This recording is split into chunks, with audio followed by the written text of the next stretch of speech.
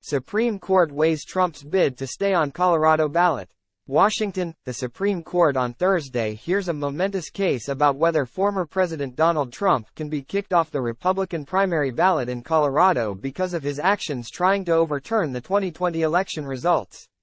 Oral arguments in front of the 9 justices begin just after 10 a.m. and could last for several hours. The case could have broad implications if Trump loses, because other states could follow suit, placing hurdles in the way of his attempt to regain the presidency this fall. State officials in conservative-controlled governments have also warned they could seek to remove President Joe Biden from the ballot in response. The Supreme Court, which has a 6-3 conservative majority, will tackle several novel and consequential legal issues concerning Section 3 of the Constitution's 14th Amendment, enacted in the wake of the Civil War. Under that provision, aimed at preventing former Confederates from returning to power in the U.S. government, anyone who had previously served as an officer of the United States, and then engaged in insurrection, would be barred from holding federal office. The Colorado Supreme Court ruled in December that Trump could be thrown off the Republican primary ballot but put its decision on hold while he appealed. Trump, who has often attended recent court hearings in the various civil and criminal cases he is involved in, is not expected to be in the courtroom Thursday. The legal challenge was filed on behalf of 6 Colorado residents, 4 of whom are Republicans, by the left-leaning government watchdog group Citizens for Responsibility and Ethics in Washington and 2 law firms.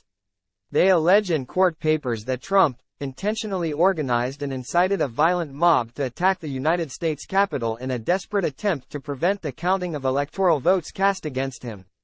Trump's lawyers have offered several grounds for tossing out the lawsuit.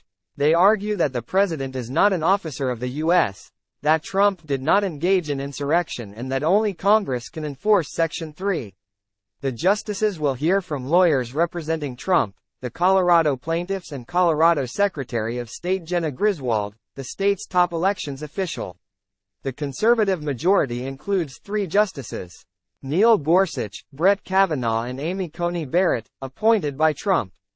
Another conservative, Justice Clarence Thomas, has faced scrutiny over his involvement in the case because of the role of his wife, conservative political activist Virginia Ginny Thomas, in backing Trump's challenge to the election results. Some Democrats had asked Thomas to recuse himself. Despite the court's conservative majority, it has regularly handed losses to Trump since he left office.